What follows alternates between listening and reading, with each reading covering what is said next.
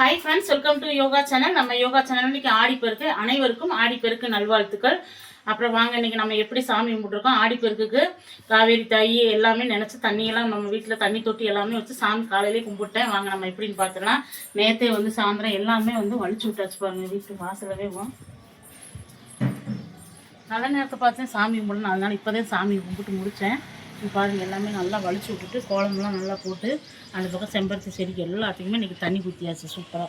இங்கேயும் கோலம் போட்டு இங்கே வாசலில் தாமரைப்பூ கோலம் எல்லாமே போட்டு இன்றைக்கி சூப்பராக சாமி கும்பிட்டுட்டாச்சு. வாங்க அப்படியே பூஜை ரூமில் போய் நம்ம எப்படி சாமி கும்பிட்ருக்கோன்னு பார்த்துலாம். நம்ம ஏரியா எப்படி இருக்குன்னு பாருங்கள். அப்படியே சின்ன விளாக் மாதிரி அப்படியே மேலே போய் நம்ம பயிர் போடுறதையும் பார்க்கலாம். இன்றைக்கி நம்ம ஒரு 2 செட் தொட்டிலையாவது பயிர் போட்டோம்னா அடுத்து நம்ம தொடர்ந்து பயிர் போட்டு விட்டுறலாம். சரி வாங்க வாங்க ஃப்ரெண்ட்ஸ், இன்றைக்கி வந்து நம்ம நிறைய செம்பில் இதில் தண்ணி வச்சு இன்றைக்கி குலதெய்வ வழிபாடு, அதுக்கப்புறம் நம்ம வந்து தண்ணி வச்சு இன்றைக்கி மல்லிகைப்பூ எல்லாமே வச்சு நல்லா சாமி கும்பிட்டுருக்கேன். இன்றைக்கி வந்து நெய்வேத்தியமாக வந்து சேமியா வச்சு பாயாசம் வச்சுருக்கிறேன். இன்றைக்கி பாயாசம் வச்சு நல்லா இன்றைக்கி வந்து நம்மளோட ஆடிப்பெருக்குக்கு நகை எடுக்க மாட்டேன். கல் உப்பு மஞ்சள் வாங்கி வச்சு பூஜை ரூமில் வச்சு நல்லா சாமி கும்பிட்டு இதை வந்து நம்ம உப்பு ஜாடியில் கொட்டி வச்சுக்கிறணும்.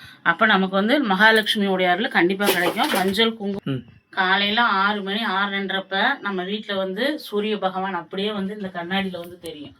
அப்படியே இந்த கண்ணாடியில் தெரிஞ்சு அங்கே வெளிச்சம் தெரியும். அது ரொம்ப விசேஷமாக இருக்கும். எனக்கு பூஜை ரூமில் வந்து ஏதாவது மன சங்கடங்கள் இருந்தால் நான் ஒரு நிமிஷம் வந்து பூஜை ரூமில் வந்து மனசார வேண்டிட்டு போனால் எனக்கு அது நல்லது நடக்கும்.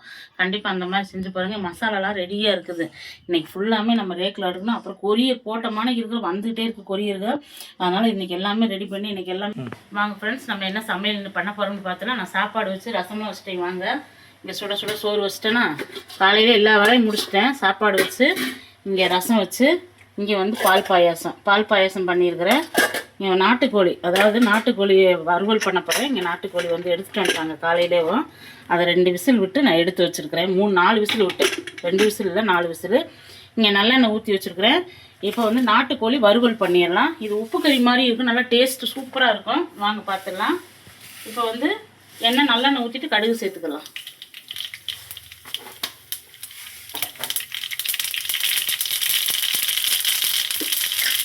இந்த நாட்டுக்கோழி வறுவலுக்கு வந்து மெயினாக வந்து வரமிளகா பச்சை மிளகா மெயினாக போட்டோம்னா நல்லாயிருக்கும், செம்ம டேஸ்ட்டாக இருக்கும். இப்போ 2 வரமிளகா, வெங்காயம் சின்ன வெங்காயத்தை வந்து இந்த மாதிரி தட்டி வச்சுக்கிறணும்.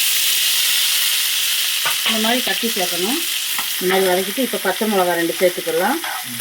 நல்லா வதங்கினதுக்கப்புறம் நம்ம தக்காளி 1, இஞ்சி பூண்டு சேர்த்துக்கலாம். தட்டி வச்சு தான் இஞ்சி பூண்டுமே சேர்க்கணும். வெங்காயம் இந்த அளவுக்கு வதங்கிக்கணும். இப்போ இஞ்சி பூண்டு தட்டி வச்சுருக்கிறத சேர்த்துக்கணும். இந்த மாதிரி தட்டி சேர்த்தாட்டேன் இந்த கோழி வறுவலுக்கு சூப்பராக இருக்கும். நாட்டுக்கோழி வறுவலுக்கு போட்டு விட்டு இப்போ தக்காளி, ஒரே ஒரு தக்காளி, எண்ணெய் கம்மியாக இருக்குது, இன்னும் கொஞ்சம் நல்லெண்ணெய் ஊற்றணும். நல்லா வதங்கிட்டு இப்போ மஞ்சத்தூள் சேர்த்து விட்டுறலாம். மஞ்சத்தூள், உப்பு லைட்டாக சேர்க்கலாம். நம்ம கறியில் வேக வச்சுருக்கோம், லைட்டாக உப்பு சேர்க்குறேன். நல்லா வதங்கட்டும். இப்போ வாங்க நம்ம சும்மா நாட்டுக்கோழி சேர்த்துக்கலாம். நல்லா வேக வச்சு வச்சுருக்கிறேன். இப்போ நல்லா வேகட்டும். வெந்ததுக்கப்புறம் நம்மளுடைய சிக்கன் மசாலாவை போட்டோம்னா சூப்பரான நாட்டுக்கோழி வறுவல் நல்லா வேகட்டும். சூப்பில் போட்டுடலாம். மூடி வச்சுட்டு நல்லா வேகட்டும். வெந்ததுக்கப்புறம் நம்ம மசாலா சேர்த்துக்கலாம். வெந்துருச்சு வருங்க நாட்டுக்கோழி. சூப்பராக நாட்டுக்கோழி எப்படி வந்து பாருங்க. இப்போ வந்து வீட்டில் அடித்த சிக்கன் மசாலா, வேறு எந்த பொடியும் போட மாட்டேன். அவ்வளோதான், 2 ஸ்பூனு. இப்போ நல்லா வந்து அப்படியே சிம்மில் வச்சு வறுத்துடணும். ரசம் வச்சுருக்கேன். இந்த நாட்டுக்கோழி வறுவலுக்கு அந்த ரசத்துக்கும் செம்மையாக இருக்கும். அவ்வளோதான், இப்படி வறுத்துட்டு நல்லா மூடி வச்சு வற்ற விட்டுட்டு மேட்டாப்பில் நல்லெண்ணெய் ஊற்றி மல்லித்தலை தூக்கிட்டு சூப்பரான நாட்டுக்கோழி வறுவல் ரெடி.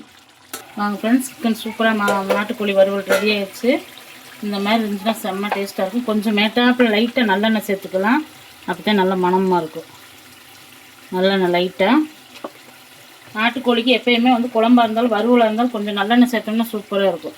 மல்லித்தலை, பெப்பர் எல்லாமே நான் சிக்கன் மசாலா சேர்த்துருக்கேன். அதனால் நான் பெப்பர் தூள் சேர்க்கலை.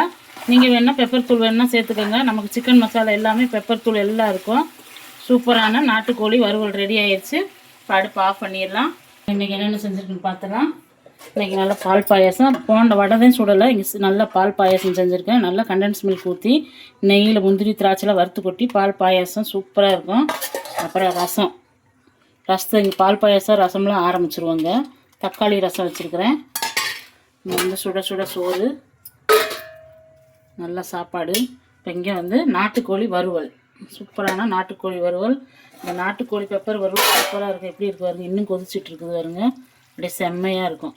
அவ்வளோதான், நல்லாயிருக்கும், சூப்பராக இருக்கும். அவ்வளோதான் ஃப்ரெண்ட்ஸ். இன்றைக்கி நம்ம வீட்டில் வாங்க போய் விதை போட்டு வந்துடலாம். மாடியில் நல்ல நேரத்தை பார்த்து விதை ஒரு 2 செடியில் போட்டு அதுக்கப்புறம் நம்ம எப்போனாலும் விதை போட்டு தண்ணி ஊற்றிக்கிடலாம்.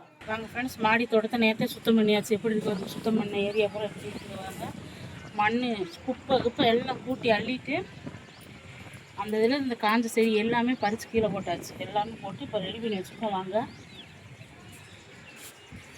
இப்போ நல்லா கிளச்சி விட்டுருச்சு.